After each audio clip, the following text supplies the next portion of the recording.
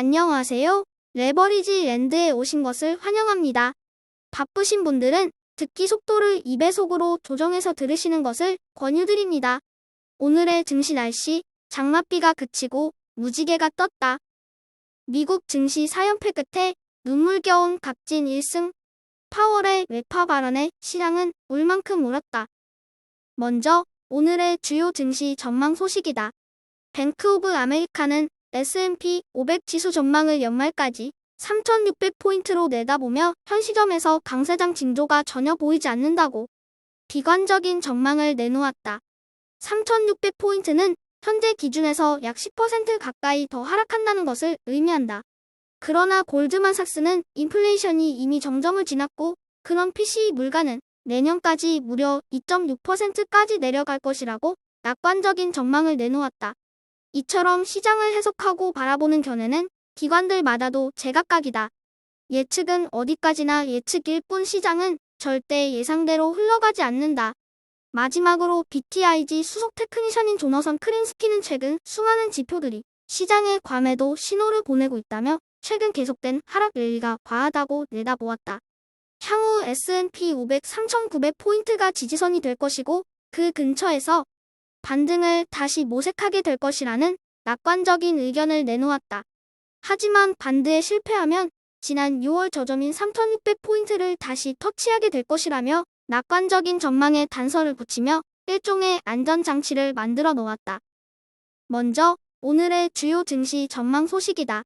뱅크 오브 아메리카는 S&P 500 지수 전망을 오늘의 미국 시장은 중국 코로나 재확산에 따른 스촨성 청두시의 전면 봉쇄 이슈 및 미국 정부의 고성능 AI 반도체 칩에 대한 중국 수출을 규제한다는 발표가 있었고 그에 따라 반도체 종목과 중국 주식들이 일제히 하락하였다.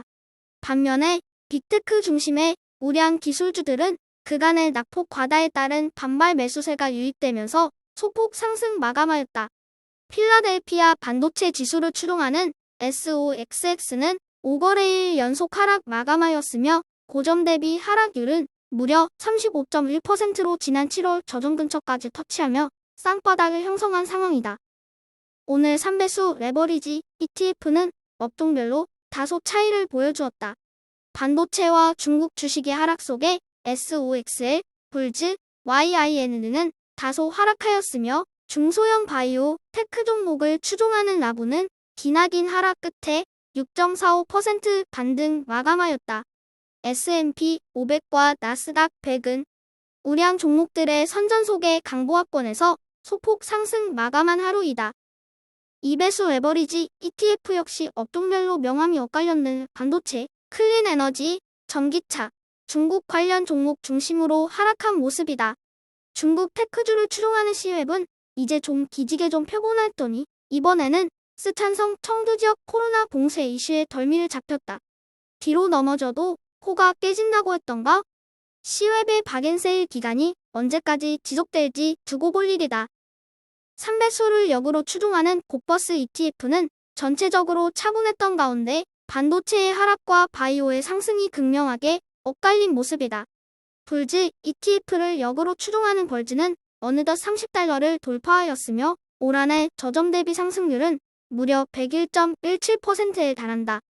아무래도 반도체 종목을 5개나 담고 있고 올 한해 메타와 넷플릭스, 블록 등의 50% 이상 대폭락이 한 몫을 했다 하겠다. 오늘 소개할 종목은 차세대 세포 치료제 관련 플랫폼 기업인 맥스사이트이다.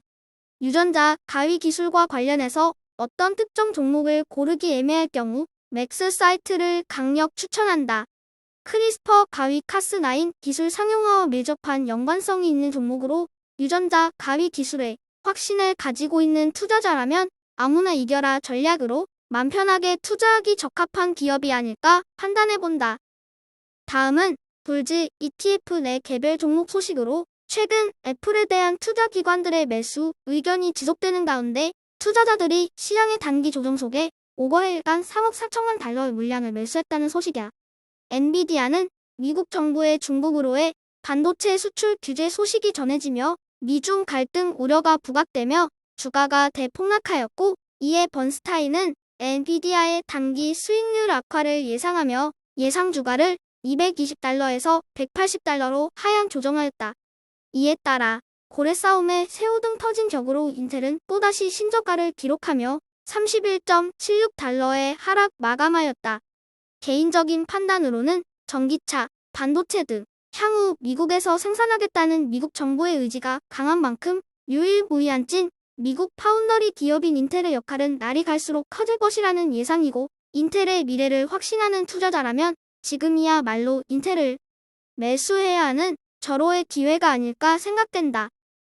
중국의 코로나 봉쇄 이슈와 미국 정부의 반도체 칩 수출 규제로 인한 중국에 대한 견제 이슈까지 시장은 오늘도 바람잘날 없는 하루를 보낸 것 같다.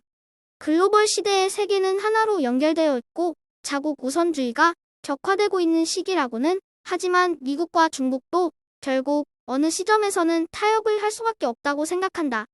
애플, 테슬라, 엔비디아 등의 빅테크 기업들도 이미 중국을 빼놓고는 이야기할 수 없는 상황이며, 산업 전 분야에 걸쳐 얽혀있는 실타래가 단기간에 풀어지기란 결코 쉽지 않다. 미국 내 상장되어 있는 중국 기업들의 퇴출 이슈로 한동안 시끄러웠지만 결국 그 또한 지나친 기후였다는 것이 최근 확인되었다. 전 세계 국가 중에 미국 정부에 가장 크게 노비 자금을 투자하는 나라가 중국이다. 표면적으로는 치고받고 시끄러워도 이면에는 서로 간의 이익을 위해 협력하고 손을 잡게 되는 것이 비즈니스의 세계인 것이다. 지금과 같이 악재가 끊이지 않으며 경기 침체에 대한 우려 속에 시장이 과도하게 하락할 때야말로 절호의 매수 타임이지 않을까? 주식 명언 하나로 오늘의 일기를 마칠까 한다. 앞으로 주식이 더 떨어질 것 같은가? 더 오를 것 같으면 팔 때이고 더 떨어질 것 같으면 살 때이다. 저의 주린이 일기는 내일도 계속됩니다. 영상이 도움이 되셨다면 구독, 좋아요, 알림 설정 부탁드려요. 감사합니다. 모두 부자 되세요.